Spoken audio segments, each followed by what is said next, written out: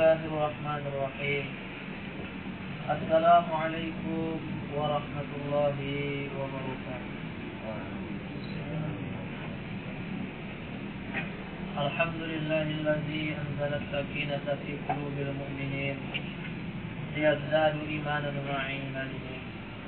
Tsumma as-salatu was-salamu ala khairil anam sayyidina wa maulana Muhammadin wa ala alihi wa ashabihi al-mujahidin as-sabirin was-sabiqin was-sabi'ut tabi'in wa man tabi'ahum bi ihsan ila yaumiddin. Amma ba'd. Bersyukur kita kepada Allah Subhanahu wa taala di mana pada malam hari yang berbahagia ini, tepatnya pada tanggal 1 Januari 2000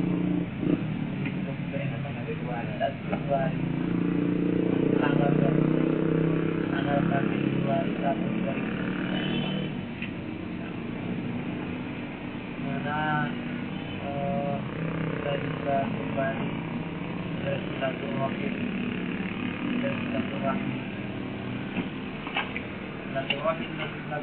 dulu. Silaturahim atau silaturahim silah itu artinya menyambung, rahim itu artinya tempat lahir. Jadi kalau silaturahim menyambung tempat lahir, itu biasanya yang berdarah, yang fisikal, pakai saya kemudian. Kalau silaturahim ada ulama Rahman itu kan kita menyambung. Kita ini termasuk silaturahim juga, silaturahim menyambung tali kasih sayang antara kita.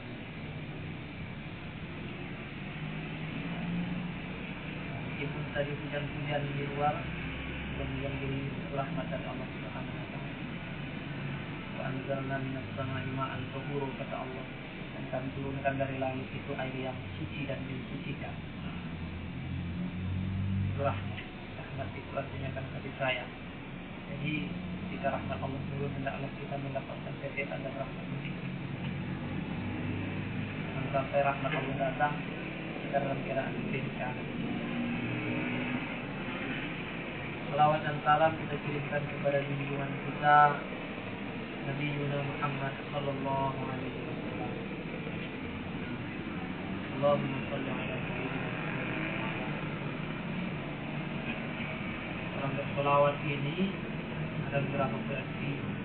Ada yang mengatakan tidak usah pakai sayyidina, ada juga yang mengatakan pakai sayyidina. Kalau tidak pakai sayyidina tidak apa-apa, yang pakai sayyidina tidak apa-apa. Tapi kalau guru-guru kita pernah menyampaikan, kalau untuk orang awam saja kita sebutkan sambutan berikutnya kepada yang mulia, yang terhormat, Bapak ini, apalagi kepada Rasulullah. Sayyidina itu kan junjungan kami. Jadi sudah sangat selayaknya kita sayyidina dalam satu versi. Versi lain ada yang tidak. Jadi kita berserah tergantung niat kita dan bermaksud. Maka pada Jumat sebelumnya, malam Jumat, sudah masuk hari Jumatnya dulu. Hari Jumat kita biasanya orang Islam itu setelah asar masuk hari baru atau setelah maghrib. Setelah asar itu hanya ada tujuan hari kita. Asar sudah masuk hari baru. Kalau di Masehi kan jam 12 malam. Asar masuk hari Jumat. Jumat hari baru. Maka sudah boleh kita juga searakah tinggalkan dari fitnah saja. Fitnah saja ini kan banyak sekarang. Jadi dari sesuatu lah yang membawa kita kepada dosa gitu. Nah, jadi malam Jumat kita biasanya membahas hadis dari kitab Riyadhus Shalihin karangannya Imam Nawawi, ulama besar Islam, ulama yang tanggung dalam Islam beliau, pokok sangat terkemuka beliau ini banyak mengarang kitab, sungguhnya dalam ilmu luar biasa, sampai dan sempat menikah, saking semangatnya dalam menuntut ilmu. Tapi siapa beliau wafat? Beliau wafat usia 40 tahun. Dari 40 tahun beliau sudah wafat, namun kitab yang beliau karang itu banyak sekali. Jadi tidak apa-apa walaupun beliau tidak punya anak, tapi kita pelajari terus beliau dapat pahala. Kalau kita agak amal kita kurang harus punya anak. Jadi akan ya, alhamdulillah kalau memberi anak. Itu kan kita menjadi auladul soleh yang berulang, anak soleh yang mendoakan kedua orang tua. Nah, kita yang disolihin kan ada beberapa bab. Bab pertama tentang bab ikhlas, bab ikhlas, wa ikhdarul niat di kulli amal. Bab tentang ikhlas dan menghadirkan niat dalam setiap perbuatan. Kita tadi pergi mengaji itu sudah kita perbaiki niat kita mengaji atau belajar yang semata-mata karena ini perintah Allah, tidak lain yang tidak bisa kita benar-benar perintah Allah Subhanahu Wa Taala. Ini memang perintah Allah, perintahnya Rasulullah. Jadi kita luruskan niat itu semata-mata karena Allah, supaya Allah ridho. Kalau Allah ridho sama kita semuanya gampang, semuanya gampang. Jadi Allah, tapi itu kan tidak gampang dari apa yang kita ucapkan. Itu perlu latihan, perbaikan hati kan. Ada yang kadang kita pergi kemana-mana itu karena pilihan, karena ingin sesuatu atau apalah selain karena. Makanya kan kita bab ikhlas ini kan malam ini hadis penutup. Makanya review sedikit tentang babul ikhlas ini, dimana semestinya setelah selesai kita dari bab ini ya betul-betul kita amalkan bagi kita ikhlas itu. Sholat ikhlas, sholat ini kan mungkin diterima oleh Allah. Ada orang sholat tapi celaka, wailul lil musallin, celakalah bagi orang yang sholat, neraka wail bagi orang yang sholat. Orang yang sholat tapi neraka wail.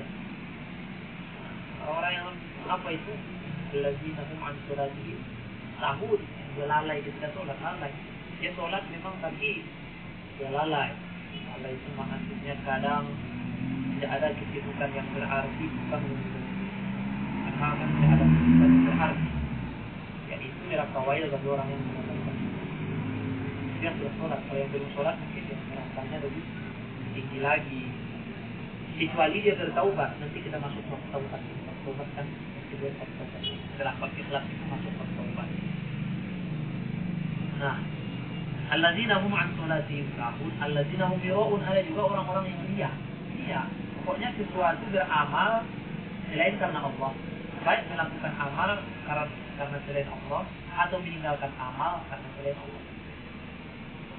Kita tidak mau sholat ke masjid, atau tidak mau mengaji terang-terangan, atau tidak mau surakoh terang-terangan, karena atau tidak mau surakoh sama sekali gara-gara takut riya. Itu sudah riya. Riya itu kan artinya tidak melakukan amal itu karena selain Allah. Riya juga. Jadi sholat ini pun ada yang riya. Bagi yang apa ya?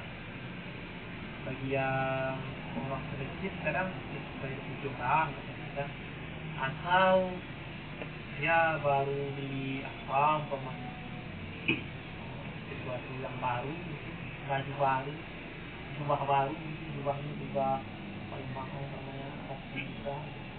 Jadi pergilah sholat ke masjid yang agak jauh supaya dibilang orang berbiasa malam itu. Jadi itu perlu kita latih. Susah sebenarnya. Ya bagi orang-orang yang apa? Bagi orang-orang yang berilmu atau orang-orang yang sholat jadi imam itu riya. Sekarang suaranya bagus. Kalau dia sholat sendiri dia tak ada jawabannya. Jadi kalau sholat yang rame-rame mungkin aja sengajakan bagus supaya 7 orang, bukan supaya orang lain khusyuk dalam sholat, ya kan? Ya, biar kita. Namun di ayat yang lain kan memesankan pada hal sungguh telah menang, sungguh telah beruntung orang-orang yang beriman. Pada hal alladzina hum fi sholatihim khusyuk, yang mereka itu khusyuk dalam sholatnya. Nah, khusyuk ini susah. Belajar. Mana pelajarinya? Ya belajarlah. Billahi ta'ala. Ya penyembah Allah yang menciptakan kita. Ketika kita di hadapan presiden saja tidak berani pikiran kemana-mana, fokus mendengarkan ucapannya, apalagi di depan Allah. Sholat itu kan kita di hadapan Allah. Dalam satu riwayat kan disebutkan as-sholatu mi'rajul mu'minin. Sholat itu ya mi'rajnya orang mukmin. Mi'raj itu kan artinya naik ke langit. Seperti Nabi Isra dan Mi'raj. Isra artinya berjalan dari Masjidil Haram ke Masjidil Aqsa. Mi'raj artinya dari Masjidil Aqsa naik ke langit. Jadi as-sholatu mi'rajul mu'minin. Sholat ini ya mi'rajnya orang-orang beriman.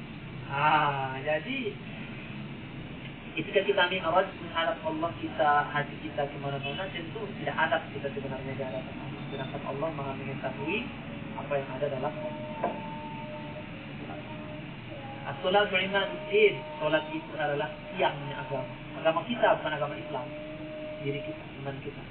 Waman aqamaha faqad aqamad-din. Barang siapa yang menunaikan sholat itu, mendirikan sholat, bukan melaksanakan sholat, mendirikan sholat, sungguh dia telah mendirikan, membangun agama ini. Waman tarakaha faqad hadamat-din. Barang siapa yang meninggalkannya, sungguh telah menghancurkan agama itu. Jadi di zaman dahulu, di zaman Abu Bakar, zaman Rasulullah. Dalam Mak. Jadi tak lu. Jam, tunggu Mak.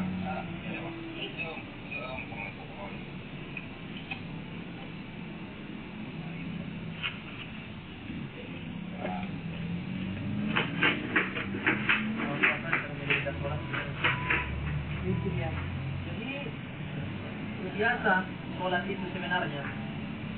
Dalam ayat lain juga Allah sebutkan wasta'inu bis-sabri was-salah. Berilah pertolongan Allah dengan sabar dan sholat. Jadi kita di zaman Rasulullah dulu, umat Islam ini sangat makmur semua. Bahkan diriwayatkan riwayat mahkota Raja Persia itu yang terbuat dari emas berlian itu jadi bola bagi anak-anaknya para sahabat. Ini makmur.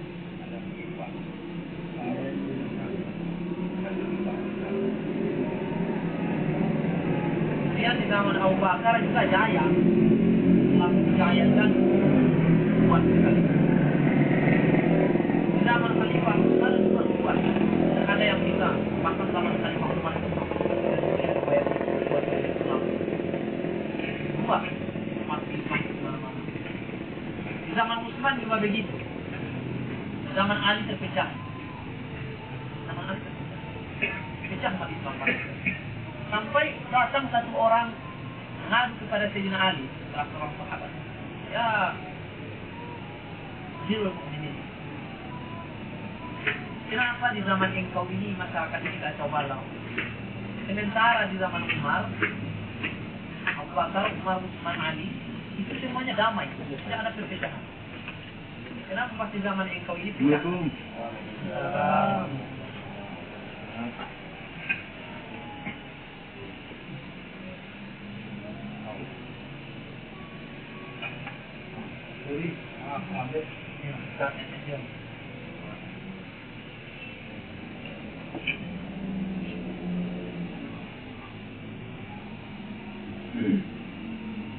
Kita lanjut pada. Ya, monggo. Jadi zaman Umar ada bertanya kepada Ali, ya Ali, kenapa zaman engkau terpecah umat Islam ini? Kan zaman Ali itu terbagi menjadi dua, ada yang Ali, Syiah katanya sampai sekarang, ada yang Khawarij keluar dari Ali, golongan Ali, ada yang ikut Muawiyah bin Abi Sufyan, 3 golongan dari mereka. Jadi mereka bertanya, wahai Khalifah, maka Sayyidina Ali menjawab, pada zaman Abu Bakar, pada zaman Rasulullah, Abu Bakar, Umar dan Utsman, manusianya itu orang-orangnya itu seperti saya, kata Sayyidina Ali. Anggotanya itu seperti saya, umatnya itu seperti saya. Nah, di zaman saya, umatnya ini seperti kalian. Jadi kita tidak bisa semata-mata selalu menyalahkan pemimpin tentang fatahna alaihim barakatin minas samai wal ardh. Kalau seandainya penduduk suatu negeri itu bertakwa kepada Allah, fatahna alaihim barakatin minas samai wal ardh, maka kami akan bukakan keberkahan dari langit dan kami akan keluarkan keberkahan dari langit. Itu jaminan Allah. Wa'dallahi haqqan di ayat lain. Janji Allah itu pasti benar. Wa man asdaqu minallahi qila, dan tidak ada perkataan yang lebih benar daripada perkataan. Nah, kenapa kita sekarang kacau di mana-mana? Ya sebenarnya itu kita kurang memperbaiki diri. Kita kurang bertakwa. Kalau kita bertakwa pasti dan pasti. Nah, kenapa belum? Ya berarti masih kurang. Jadi kita latih lagi agar bertakwa kepada Allah. Di zaman Abu Bakar itu ya umatnya seperti Sayyidina Ali semua, wajar lama ya. Orangnya taat semua, takwa semua. Jadi ya menurut mereka. Kan kita sekarang dilanda oleh manusia. Kita bisa memperbaiki diri kita, keluarga kita, dan bisa membawa kebaikan pada sesama. Nah, di sini kita akan masuk pada hadis yang ke-12. Hadis yang ke-12 ini adalah praktek kita. Jadi kan Imam Nawawi itu biasanya kalau mengarang sebuah kitab, terkhusus kitab Riyadhus Shalihin, pada awal-awal hadis biasanya pada awal-awal bab, beliau itu membahas tentang teori hadis tentang teori ikhlas bagaimana, teori beramal bagaimana, itu kan di awal. Seperti orang yang berniat melakukan kebaikan, walaupun tidak jadi melakukan kebaikan itu sudah terhitung pahala. Teori. Nah, di hadis penutup itu dalam bab ikhlas ini, beliau itu menuliskan sebuah hadis bagaimana praktek daripada ikhlas itu dan bagaimana ikhlas itu mendatangkan pertolongan. Jadi ikhlas ini bisa mendatangkan pertolongan. Yang biasanya orang-orang yang ada orang yang susah punya anak, ya, tidak punya anak sama sekali. Kalau dipunis sudah tidak akan bisa punya anak lagi. Jadi tidak ada lagi harapan selain kepada Allah Subhanahu wa Ta'ala. Dalam Al-Quran Allah contohkan ini. Seperti Nabi, siapa yang tidak punya anak? Susah punya anak. Nabi Zakaria, istri beliau sudah di monopos, beliau sudah tua. Tapi karena beliau sudah taat kepada Allah, ikhlas kepada Allah, Allah Subhanahu wa Ta'ala langsung memberikan anak kepada istrinya walaupun sudah, kalau kondisinya mantul. Yubashiruka bigulamin ismuhu Yahya. Allah Subhanahu wa Ta'ala memberikan kabar gembira kepada Nabi Zakaria, diberikan seorang anak langsung namanya dari Allah, Yahya, yang namanya Yahya, yang pada akhirnya nanti menjadi Nabi juga. Yahya namanya Nabi Zakaria. Anaknya Nabi Zakaria. Zakaria di kampung itu kecil. Nabi Zakaria. Sama juga seperti Siti Maryam. Siti Maryam punya suami, tapi punya anak. Anaknya Nabi Isa. Itu yang disebutkan oleh Tuhan ya dulu ya. Itu dulu ini tergantung Tuhan. Kita bahkan heran. Nabi Zakaria ini kan pernah heran kepada Siti Maryam. Dalam Al-Quran itu kan disebutkan falamma dakhala 'alaiha Zakaria mihrab. Ketika Nabi Zakaria masuk ke dalam mihrab itu tempat ibadah Siti Maryam. Wajada 'indaha rizqan. Nabi Zakaria menemukan banyak sekali makanan di sana. Karena tempat Siti Maryam itu Dan makanan banyak, buah-buahan banyak. Yang tidak pada musimnya. Bukan tidak musim apel tapi ada anggur. Lengkap makanan ini. Wajadah indaha. Bertanya Nabi SAW. Qala ya Maryam, anna laki hadza? Ya Maryam, ini semua dari mana? Apa kata Siti Maryam? Qalat huwa min indillah. Ini semua datang dari Allah Subhanahu wa taala. Inna Allah yarzuqu man yasha' bighairi hisab. Allah Subhanahu wa taala bisa memberikan rezeki kepada seorang walaupun tanpa perasaan. Teman-teman, ikhlas. Keikhlasan dalam beribadah dan dalam berkorban ada tahu. Inilah pentingnya kita ini belajar ikhlas, kerja ikhlas, berbuat ikhlas, mata-mata mengharapkan itu Allah. Jadi nanti pertolongan Allah itu pasti datang. Kenapa belum datang rasanya ya? Berarti belum belajar lagi. Belajarnya kan terus. Jadi belajar. Kita semua ini sama-sama belajar. Saya juga menyampaikan yang berdasarkan teori, tapi mudah-mudahan nanti bisa belajar terus sampai betul-betul ikhlas, beramal ikhlas, mengaji ikhlas, menyampaikan ikhlas, menerima ikhlas. Ya, semuanya lillahi ta'ala. Memang tetap kita kerjakan, itu wajib kita kerjakan. Tapi ikhlas semata-mata. Nah itu dia. Jadi ini praktek daripada tentang ikhlas. Hadis yang kedua. وعن أبي عبد الرحمن عبد الله بن عمر ابن الخطاب رضي الله عنه. Jadi hadis ini diriwayatkan dari Abu Abdurrahman. Abu Abdurrahman ini adalah kunyah beliau.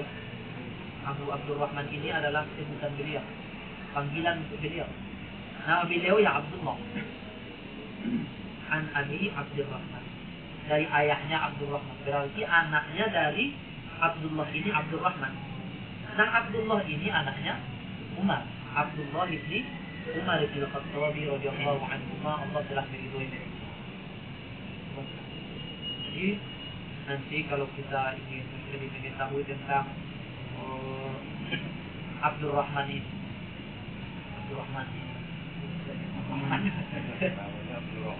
yang belum Perbandingan agama. Perbandingan agama beliau ini.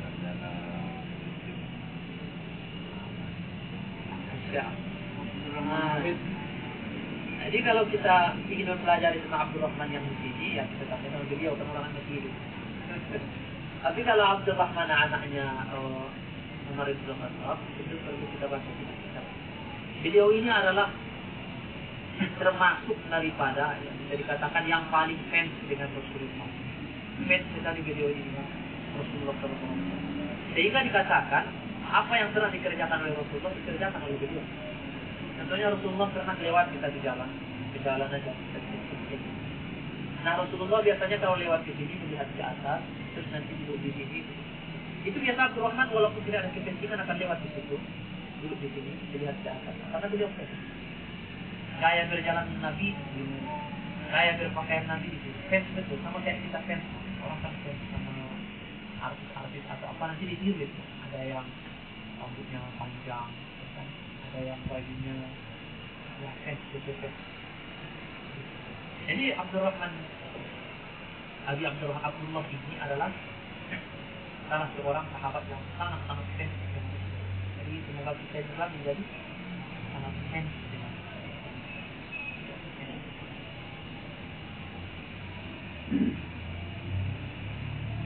Apa kata beliau? Qala, beliau berkata, Sami'tu Rasulullah sallallahu alaihi wasallam. Aku mendengar Rasulullah sallallahu alaihi wasallam. Sami'tu artinya aku mendengar. Berarti kalau aku mendengar beliau ini langsung bersama Rasulullah, langsung di samping Rasulullah. Maka dalam hal ini para ulama kita menyampaikan dalam syarah ini, bagaimana kita ini berusaha dekat dengan orang-orang yang soleh dan mengajarkan anak kita untuk dekat dengan orang yang soleh.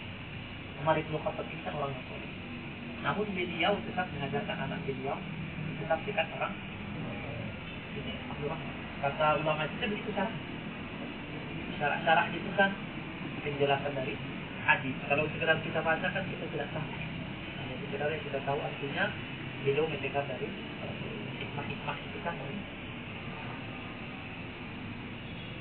Yaqulu Rasulullah berkata, apa yang beliau dengar?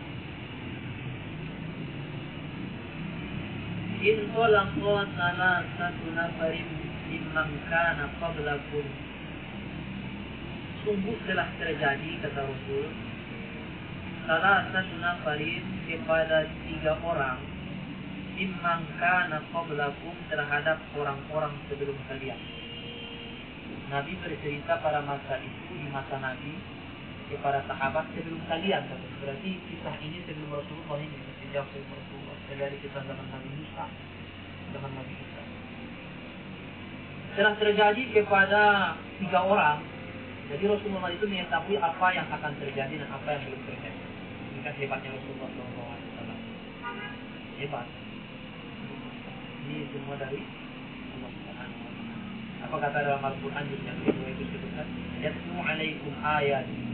Beliau itu membacakan kepada kita ayat-ayatnya Allah, menafsirkan kepada kita ayat-ayatnya Allah. Wa yuzakkikum wa yu'allimukumul kitaba wal hikmah wa yu'allimukum ma lam takunu ta'lamun.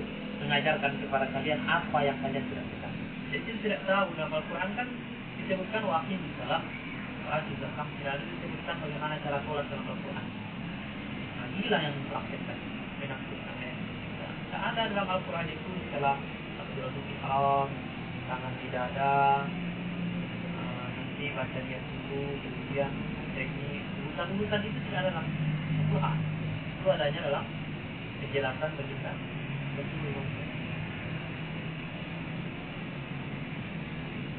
Jadi beliau sudah mengetahui. Salah satunya lagi kan beliau sudah meramalkan akhir zaman nanti akan banyak orang-orang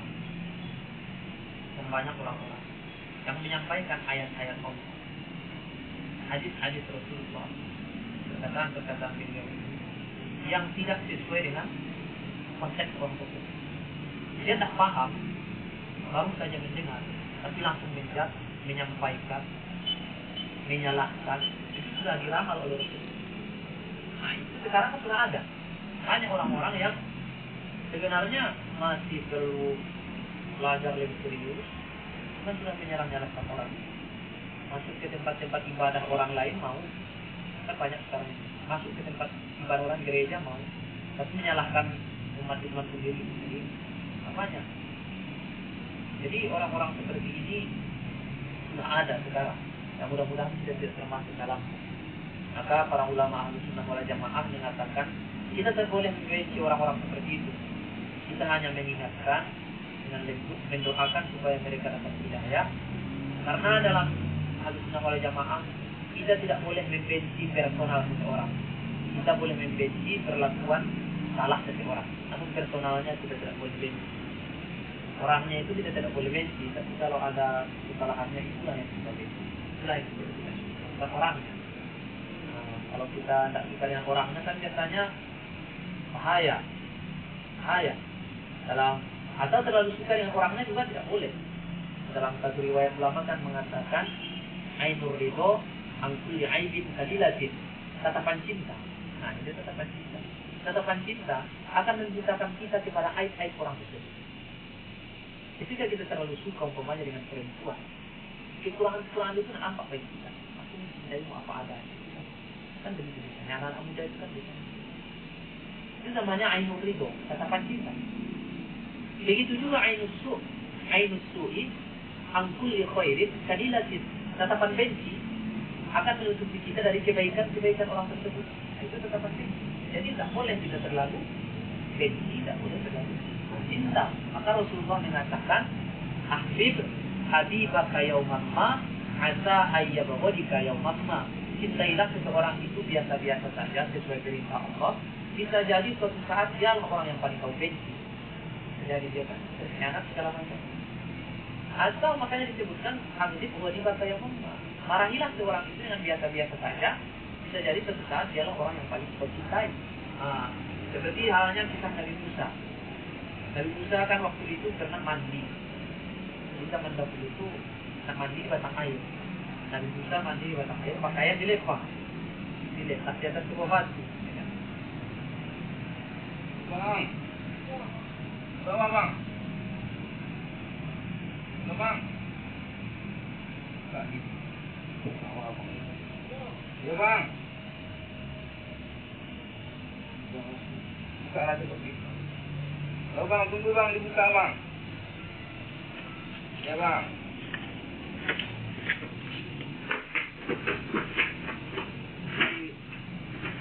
Oh, Nabi Musa mandi, pakaian dilepas. Dia pakai basahan kecil saja. Jadi kan agak buka aurat kita gitu. Baju ini pakaian beliau dia ada tetap sebuah batu. Nah, pada riwayatnya batu ini berlari. Zaman Nabi Musa kan banyak keajaiban. Lari batu ini membawa pakaian Nabi Musa. Maka dalam riwayat itu tidak ada sesuatu yang paling Nabi Musa benci kecuali batu tersebut. Benci sekali, marah sekali, berlebihan marah. Namun pada suatu hari batu inilah yang paling dicintai oleh Nabi Musa. Kenapa? Rupanya batu inilah yang disebutkan dalam Al-Quran ketika Bani Israel itu berpesta 12 suku, mereka minta mata air 12 suku. Dari batu itulah keluar 12 mata air. Akhirnya cinta sekali dengan batu tersebut. Nah, jadi kita tidak boleh terlalu benci dengan orang. Bisa jadi suatu saat ya Allah orang kita cintai kan. Inilah kembali. Hanya kita luar biasa di teman-teman. Jadi pelajaran ini. Salah satunya kan Nabi Musa ini adalah Nabi yang sering komplain. Tapi komplainnya karena Allah. Komplainnya karena Allah. Jadi kita ini boleh menjadi. Jadi itu menggambarkan bagi kita bahwasanya karakter manusia ini berbeda-beda. Ada memang yang boleh komplain, itu misalnya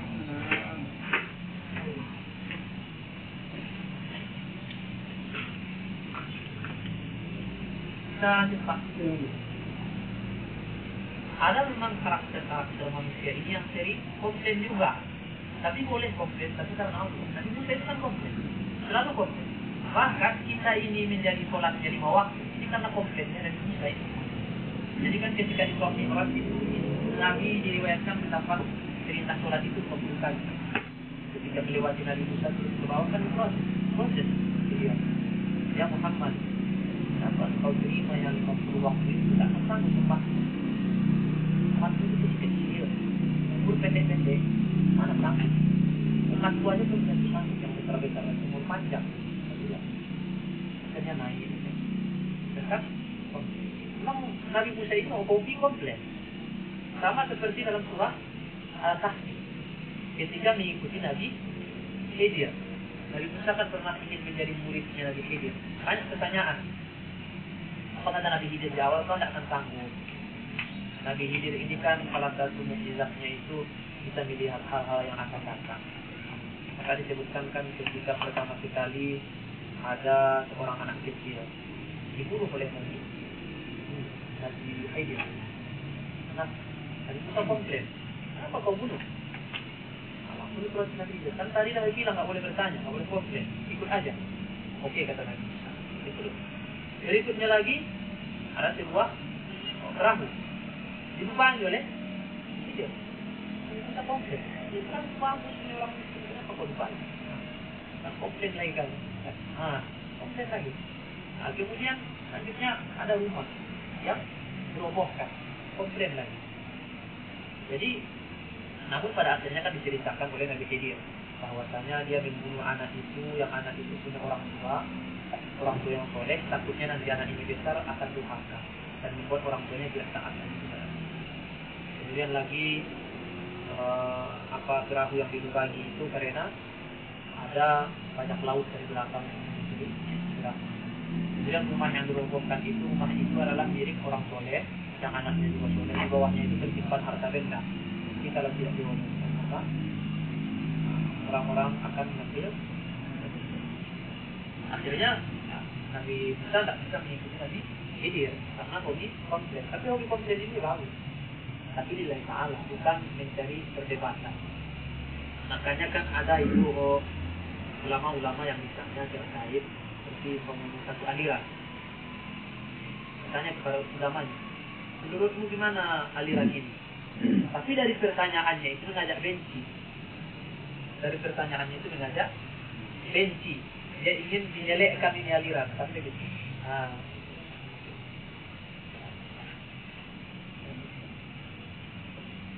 Sampai ya. Bismillahirrahmanirrahim. Hatta awamul mabit ila gharin fadakhalu. Sampai mereka mendapatkan sesuatu perkara yang menyebabkan mereka untuk menetap sebentar di dalam sebuah gua. Ghar itu artinya gua. Pada khulu kemudian mereka memasuki gua tadi. Ghar ini gua, Al-Kahfi juga gua. Kan ada surah Al-Kahfi. Kan berbeda itu ghar sama Kahfi. Kalau ghar ini guanya kecil. Kalau Al-Kahfi itu guanya lebih besar. Pada khulu mereka masuk. Ketika mereka telah masuk, fanhadarat sakhratun minal jabali, maka jatuhlah sebuah batu dari gunung. Fasaddat alaihimul ghar, yang menutupi pintu gua tersebut. Tapi menutupnya itu tertutup rapat. Tertutup rapat. Mereka berusaha pun mendorong batu ini, tidak bisa karena rapat sekali itu. Faqalu, kemudian mereka saling berkata. Qalu itu kan artinya banyak jamak. Qalu. Kalau qala satu orang berkata. Kalau qalu banyak orang. Berarti mereka saling berdebat. Faqalu mereka saling berkata, innahu sesungguhnya la yunjikum, tidak akan ada lagi yang bisa menolong kalian min hadhihi as-sakhrati, daripada bencana ini, daripada yang menimpa kita, illa an tad'ullaha, kecuali kalian berdoa kepada Allah bisolihi a'malikum, dengan wasilah amal-amal soleh kalian. Nah, jadi kan ini adalah kata para guru kita, kata para ulama kita. Salah satu dari syarahnya itu, maknanya itu bahwasannya perlunya kita ini mencari teman-teman yang soleh, mencari teman-teman yang mengingatkan kita untuk taat kepada Allah. Di sini kan mereka berdebatnya bagaimana kita harus berdoa kepada Allah ketika tertimpa musibah. Jadi kan banyak sekarang tempat-tempat ruang-ruang kerja yang kurang mendekatkan kita kepada Allah. Seperti umpamanya kan ada yang ketat-ketat sekali sudah Jumat pun ada kabarnya tidak boleh kan begitu. Kantornya nggak boleh sholat Jumat karena harus kerja pada jam itu kan begitu. Kita berusaha tidak bekerja dalam hal kita berusaha mencari teman yang mengingatkan kita kepada Allah ketika kita sedang lalai. Karena mengingatkan kepada Allah ini itulah teman-teman yang sebenarnya kita mengajar kepada maksiat. Perlu mencari teman-teman yang mengingatkan kita kepada Allah. Kalau ini bersondi kita semua lah. Ada media-media yang dibuat oleh abang kita. Kalau tak kita teman-teman bersama kita.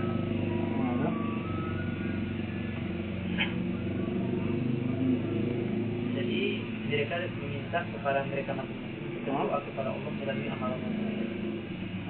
Apa itu? Qala rajulun minhum, berkata salah seorang dari mereka, Allahumma ya Allah, kana li abawani, aku memiliki kedua orang tuaku, Syaikoni, keduanya tua, Nadironi, sangat-sangat tua, tua rentang, tidak ngapa-ngapain lagi lah.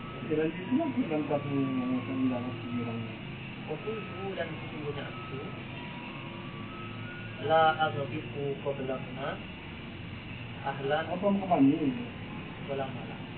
Aku tidak menyerahkan itu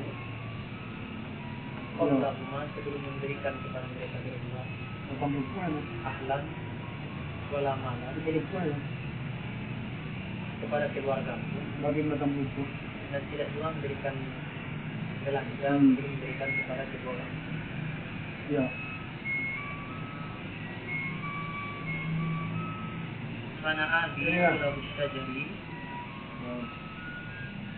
yauman. Mana abi sulahu syajari yauman. Maka suatu hari aku sedang mencari kayu bakar.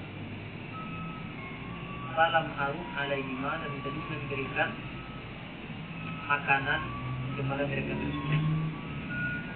Hatta nama, sampai mereka ketiduran. Fahalabtu lahuma wabuqahuma. Maka aku memerahkan susu terlebih dahulu kepada mereka berdua. Fawajadtuhuma, dan aku menemukan mereka berdua naima ini masih dalam keadaan tidur.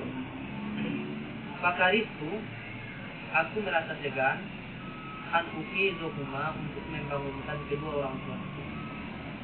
Wa an aghbiqa qablahuma ahlan aw malan. Namun aku belum memberikan susu hasil perahanku, harta hasil daripada pekerjaanku, kepada keluargaku. Falabistu wal qadahu ala yadi antazir iqazuhuma. Sedangkan anakku telah merengek meminta makanan itu kepada antazir iqazuhuma hatta barqal fajr. Namun aku tetap menunggu mereka sampai bangun, sampai terbitnya matahari. Wasibyatu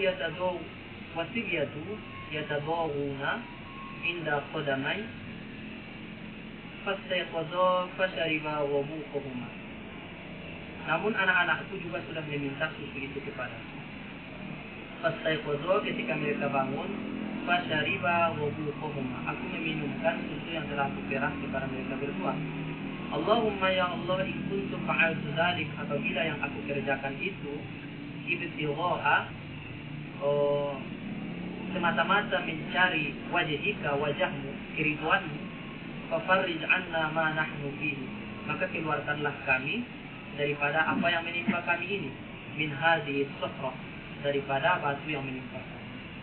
Fanfajarat syai'an, maka batu itu bergerak sedikit. La yastati'una al-khuruja, namun mereka belum sambut, belum bisa keluar minhu darinya. Jadi di sini hadis ini mengajarkan kepada kita bagaimana kita ini boleh berdoa kepada Allah dengan membacakan, dengan menyebutkan amal soleh kita di hadapan Allah ketika suatu hal tersebut sudah di luar batas kemampuan manusia. Sudah di luar batas kemampuan manusia. Seperti tadi kisah Nabi Zakaria, istrinya sudah mandul, tidak ada lagi yang bisa, kata dokter sudah pun tidak bisa melahirkan. Kemudian ada seorang raja di zaman Rasulullah, zaman para sahabat itu, ada seorang raja yang di tengah kala jengking, kala jengking Arab itu kata orang lebih besar. Saya juga pernah melihat kala jengking orang kafir itu lebih besar, misalnya lebih berbahaya.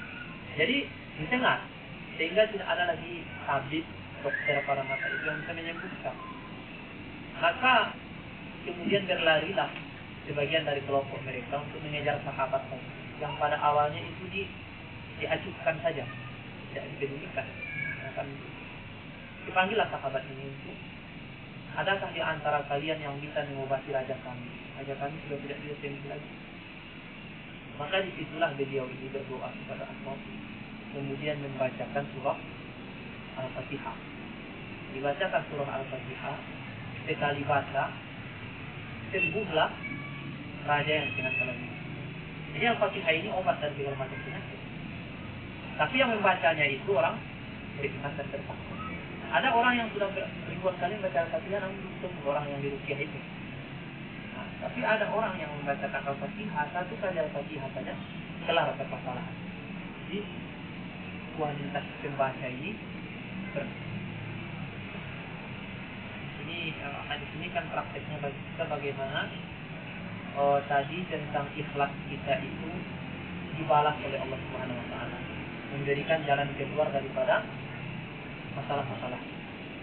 Jadi kalau kita itu suatu masalah yang betul-betul tidak bisa rasanya dikerjakan oleh manusia lagi, sangat berat, tidak bisa lagi, maka tidak ada lain jalannya itu diminta kepada Allah dengan wasilah perantara amal. Jadi kan sekarang banyak itu ada orang mengatakan sudah tua tidak bisa lagi menghafal Quran, sudah tua ini tidak bisa lagi menghafal Al-Quran, sudah berumur 40 tahun. Padahal itu kan lahir, itu bisa. Para sahabat itu kan menghafal Al-Quran di usia tua. Ya?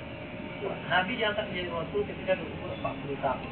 Al-Quran diturunkan rentang waktu 23 tahun. Disitulah para sahabat menghafal. Abu Bakar itu seusia dengan Nabi. Sahabat Nabi dari kecil. Seusia dengan Nabi. Kita menghafal. Memang kita tidak seperti mereka, namun tentu beliau-beliau inilah yang menjadi contoh mereka. Karena kesuksesan kejayaan manusia ini kan hanya dengan meniru cara Rasulullah dan para sahabat. Kita disebutkan kalau seandainya kebahagiaan kesuksesan kejayaan ini diletakkan dalam seperti pangkat, jabatan, harta, bahagia tentu orang-orang yang paling kaya. Kalau jabatan seperti Fir'aun kan nasional, kalau harta seperti Korun juga dihilangkan oleh Allah. Ini artinya kebahagiaan ini dalam mengamalkan agama kita. Nah, kenapa kita belum bahagia? Belum rasanya hal itu lega. Kita mesti perlu belajar, sama-sama belajar untuk mengikuti cara Rasulullah mengamalkan agama kita.